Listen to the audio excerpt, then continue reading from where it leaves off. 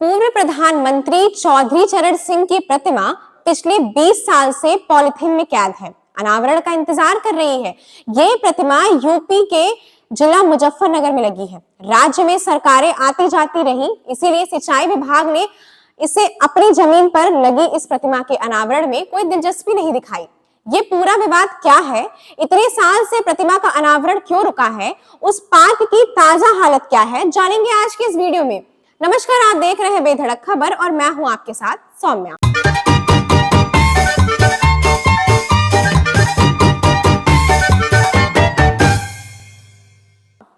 चौधरी चरण सिंह के पौत्र जयंत चौधरी केंद्र सरकार में मंत्री हैं। जाट और किसान राजनीति में बेहद महत्व रखने वाले पश्चिम यूपी में प्रतिमा के अनावरण को लेकर पॉलिटिक्स तेज हो गई है। यूपी सरकार में मंत्री अनिल कुमार ने केंद्र सरकार और राज्य सरकार के मंत्रियों को लेटर लिखा है। वहीं जाट संगठनों ने सरकारी पहल न होने पर इस महीने खुद ही अनावरण कर देने की बात कह डाली। सबसे पहले मीडिया की टीम उस जगह पहुंची जहां ये प्रतिमा लगी है। मेरठ करनाल हाईवे पर मुजफ्फरनगर जिले के कस्बा बुढ़ाना से गांव जौला के लिए रास्ता जाता है। जौला और परासौली गांव के बीच गगन नहर के किनारे पुलिया पर सिंचाई विभाग की जमीन है।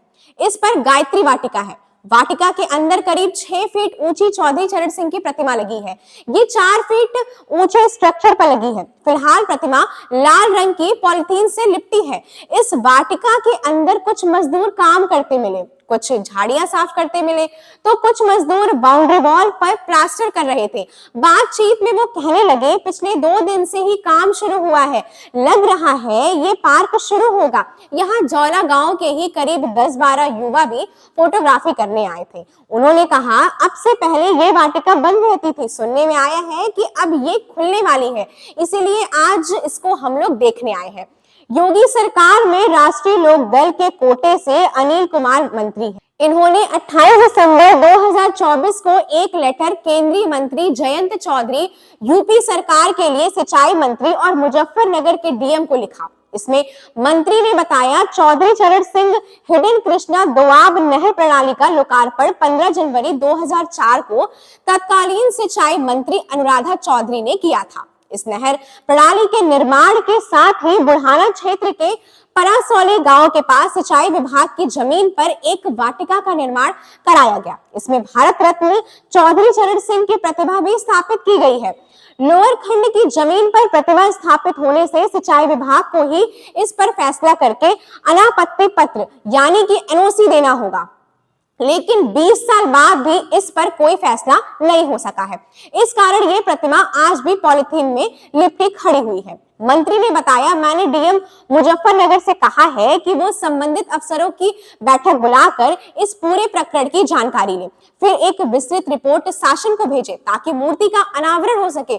मंत्री अनिल कुमार के लेटर पर बिजनौर के सांसद चंदन चौहान और विधायक राज्यपाल बलियान ने ही हस्ताक्षर करके उनका समर्थन किया। जाट महासभा मुजफ्फरनगर के अध्यक्ष धर्मवीर बलियान कहते हैं, मूर्ति का विवाद तो कुछ नहीं है, मैं तो यही कहूंगा कि ये प्रशासनिक चूक रही है।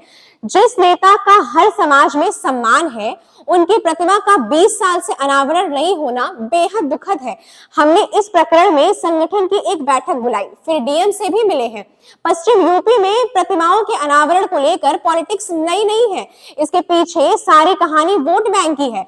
यूपी में जाटों की कुल आबादी 6 से 8% बताई जाती है। इसमें 17% जाट वोटर हैं। वेस्ट यूपी में 26 से 18 लोकसभा सीटों पर जाटों का प्रभाव है। इसमें सहारनपुर, कैराना, मुजफ्फरनगर, मेरठ, बागपत, बिजनौर, गाजियाबाद, गौतम बुद्ध नगर, संभल, अमरोहा, बुलंदशहर, मुरादाबाद, फतेहपुर सिकरी, अलीगढ़, फिरोजाबाद, हाथरस सीट शामिल है। इसमें भी 12 जिलों की 60 विधानसभा सीटों पर जाटों का ज्यादा दबदबा है। केंद्र में मंत्री जयंत चौधरी, पूर्व राज्यपाल सत्यपाल मलिक, भाजपा के यूपी अध्यक्ष भूपेंद्र चौधरी, मुंबई पुलिस के पूर्व कमिश्नर सतपाल सिंह, यूपी सरकार में मंत्री चौधरी लक्ष्मी नारायण सिंह, पूर्व केंद्रीय मंत्री संजीव बलियान जैसे प्रमुख जाट नेता पश्चिम उत्तर प्रदेश से ही आते हैं। वेस्ट यूपी के जिला बागपत में भी पूर्व केंद्रीय मंत्री स्वर्गीय चौधरी अजीत सिंह की प्रतिमा के अनावरण का इंतजार लंबे समय से हो रहा है। 1200 किलो के ये प्रतिमा भी श्री विद्या मंदिर इंटर कॉलेज में छपरौली में स्थापित होनी है। साल 2004 की शुरुआत में जब राष्ट्रीय लोकदल और भाजपा के बीच गठबंधन की बातचीत चल रही थी, तब चर्चाएं हुई कि इस प्रतिमा का अनावरण करने के लिए खुद प्रधानमंत्री मोदी छपरौली आएंगे।